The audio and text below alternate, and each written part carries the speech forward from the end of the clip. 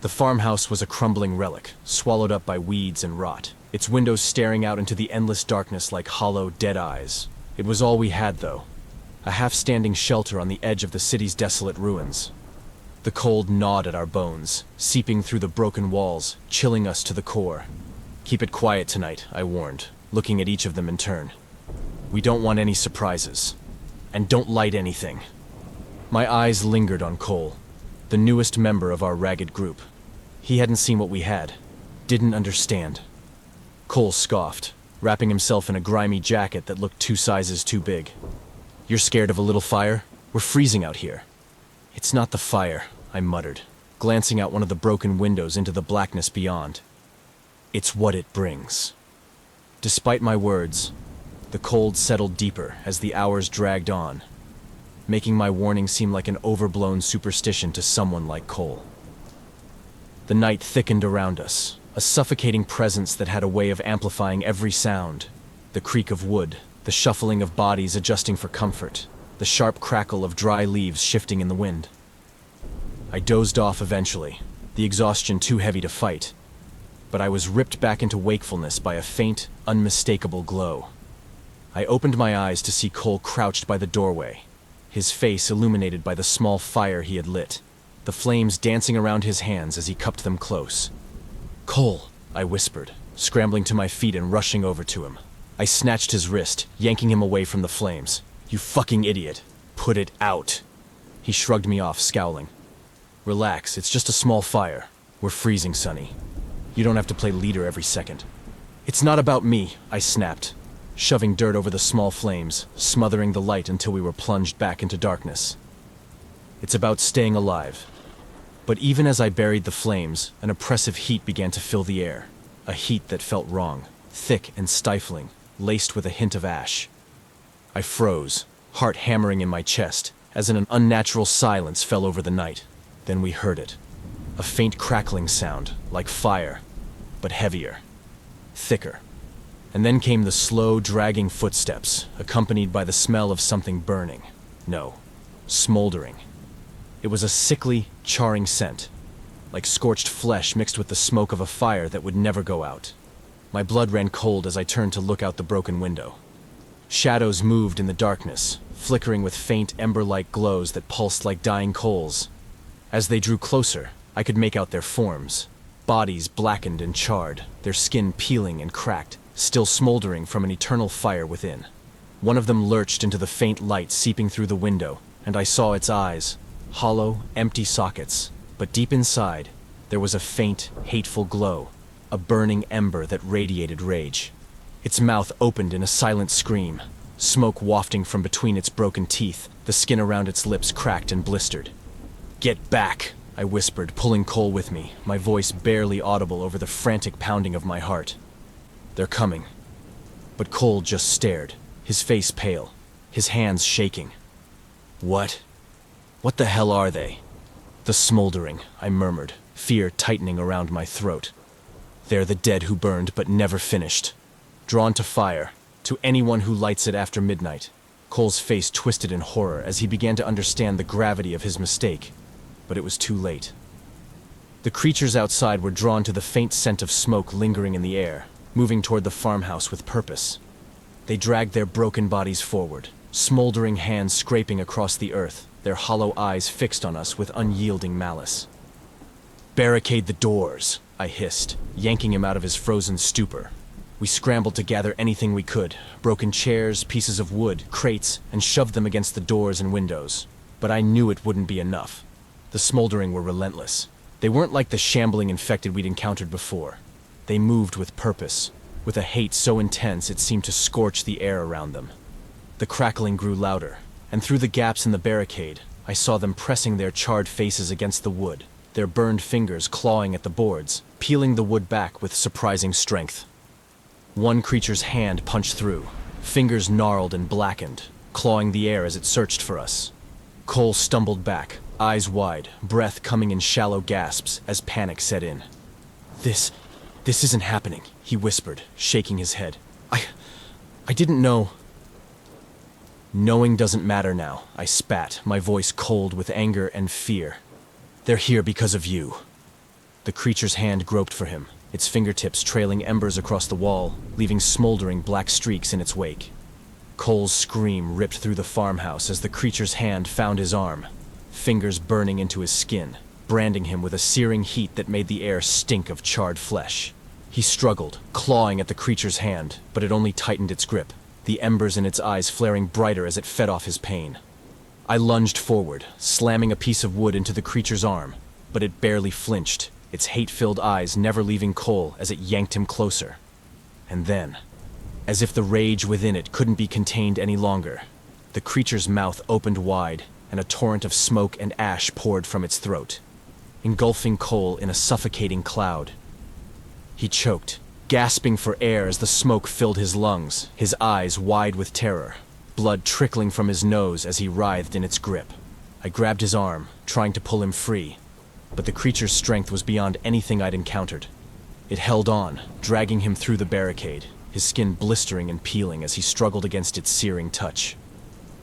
And then, in one horrifying instant, the creature pulled him into its burning embrace, his screams fading into the crackling of flames. The others stood frozen in terror, too afraid to move as the smoldering pressed closer, their hands clawing through every gap, every crack, their eyes glowing brighter as they sensed our fear. The temperature in the room continued to rise, the heat suffocating, pressing down on us as they surrounded the farmhouse, closing in. And I knew then that lighting that fire had been more than just a mistake. It was an invitation to death itself. The smell of burning flesh filled the room, thick and overpowering. Cole's screams faded, leaving only the crackling and popping of embers. My stomach twisted as I watched what remained of him. A smoldering pile, still twitching as the flames consumed every last piece. The other smoldering, drawn by the faintest trace of smoke, pressed closer to the farmhouse, their blackened fingers clawing through every gap in our barricade, reaching toward us with unnatural, rage-fueled strength. Their hollow eyes pulsed with that strange, hellish glow, as if they fed off the fear and flames. "Stay low, away from the windows," I shouted, pulling Sarah and Vance down behind an overturned table. The heat was unbearable, suffocating, like standing inside an oven.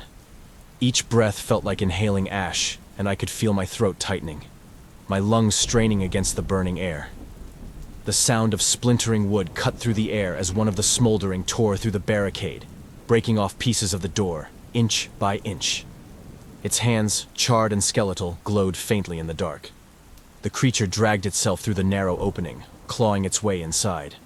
I could see it in the dim light, its mouth gaping open, streams of smoke pouring from between cracked lips, as though it was breathing fire. They're coming inside," Vance whispered, his face pale with terror. I looked around, desperate for anything to fight back, but every scrap of metal, every piece of wood we could use as a weapon, only made things worse. The smoldering were drawn to fire, and each time we swung or blocked with anything that had once burned, it seemed to excite them, fuel their rage. We couldn't fight them without risking a full blaze inside the farmhouse. Then, in a flash of horror, I realized we had no way to stop them. Our only chance was to flee. "Sarah, Vance," I hissed, grabbing their arms. "We need to make a run for it. Stick together, stay low, and don't look back." They nodded, terror in their eyes. But they trusted me. Or at least, they wanted to believe that there was a way out. I pulled them toward the back of the farmhouse, where a narrow window led into the dark, open fields beyond. But as we moved, another one of the smoldering smashed through the side wall, its hands reaching, its fingers stretched out like claws. It lunged at Sarah, grabbing her shoulder with its searing grip. She screamed, thrashing against it, the skin of her shoulder blistering and peeling under its touch. "Help me!" she cried, her eyes wild with pain. I swung a piece of wood at the creature's arm, breaking its grip, but not before its other hand caught my own. The heat was instant, like pressing my skin against red-hot metal. I bit back a scream as the creature's grip tightened, its eyes burning into mine, filled with an unending, unfathomable hatred. Desperation took over, and I shoved my weight against the smoldering, forcing it back just enough for us to stumble free. Sarah clutched her shoulder, tears streaming down her face, her breath coming in shallow, pained gasps.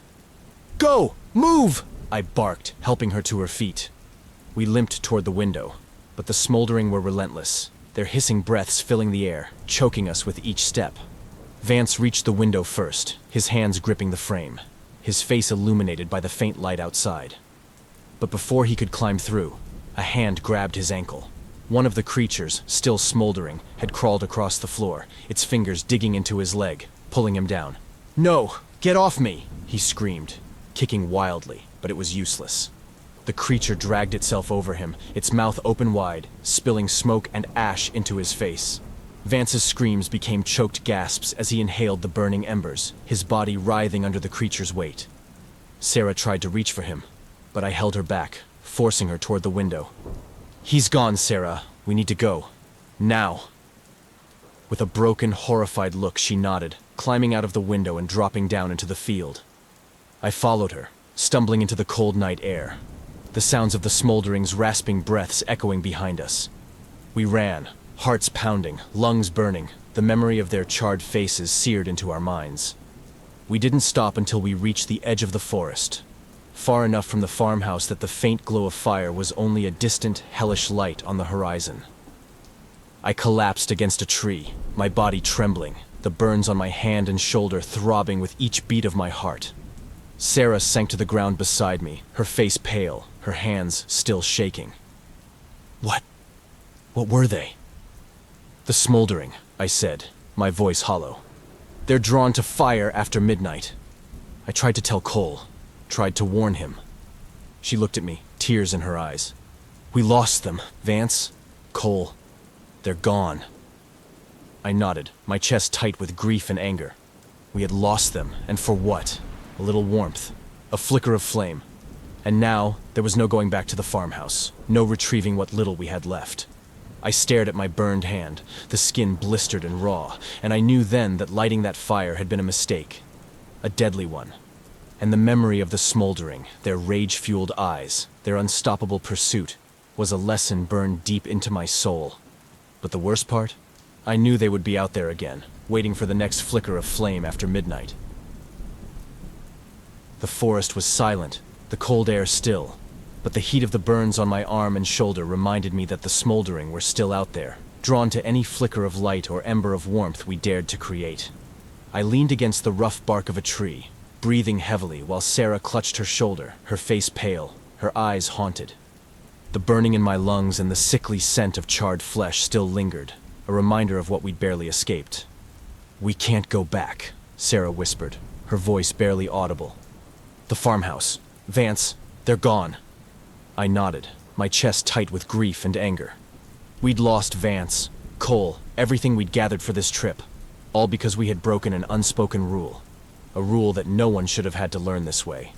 I wanted to scream, to release the frustration and horror building inside me, but I knew even the slightest noise could betray us. I scanned the area, taking in the thick, ominous shadows. The smoldering were relentless.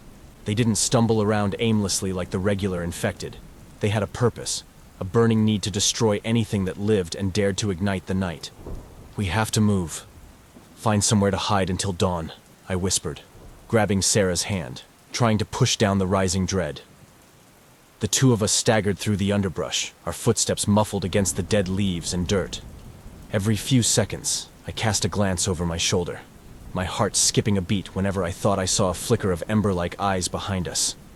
But we kept going, moving deeper into the woods, hoping to put enough distance between us and the horrors we'd just left behind. Then, a faint crackling sound stopped me in my tracks. I froze, straining my ears. It was distant but unmistakable, the sound of smoldering, of burning embers shifting and sparking. The smoldering had caught our scent, and they were closing in, drawn to the lingering heat on our clothes and the faint glow of Cole's fire that had seeped into our skin. "They're tracking us," Sarah whispered, her voice trembling. "What do we do?" I looked around, my mind racing. In the darkness, I spotted the faint outline of an old shed, half hidden beneath a canopy of trees and vines. "There," I muttered, pulling her along. We ducked into the shed, the decayed wood creaking beneath our weight as we slipped inside. The air was thick with mildew and rot, but it was dark and shielded, our best chance to lose them. We crouched there, barely daring to breathe as the crackling grew louder. I could see them now through the cracks in the walls, the smoldering, moving slowly, their blackened skeletal forms glowing faintly in the darkness.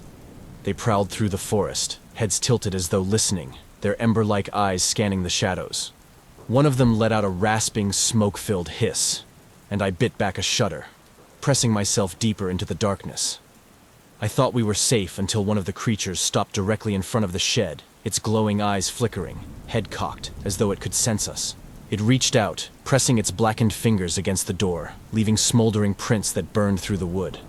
The smell of smoke filled the air again, thick and suffocating, and my heart hammered in my chest. If they found us here, we wouldn't stand a chance. "Sonny," Sarah whispered, her voice barely a breath. "They'll set this place on fire." The fear in her voice jolted me into action. I looked around, spotting a broken lantern on the ground, the remains of some fuel splattered nearby. An idea, a horrible, desperate idea, flared in my mind. "Get ready to run," I whispered, grabbing the lantern and splashing the remaining fuel on the shed floor. She stared at me in horror, realizing my plan. "You can't be serious." "It's the only way to draw them off." I struck the lantern against the wall, a tiny spark igniting the fuel and sending flames crawling along the floor. The smoldering outside hissed, their ember eyes flashing as they caught sight of the fire. As the flames spread, the smoldering surged toward the shed, drawn by the fresh blaze. We bolted out the back, breaking through the rotten wood, sprinting into the trees as the creatures converged on the fire behind us. I glanced back only once, just in time to see the shed collapse, the smoldering clawing their way into the flames, their rage fueling them as they fed off the heat.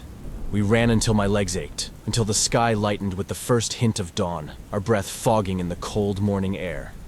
Finally, we collapsed at the edge of a cliff overlooking the valley, the ruins of the city stretching out below us, silent and empty. I pulled out a scrap of paper from my pocket, my hand shaking as I wrote down what I'd learned, what I had almost died to understand. Rule 7.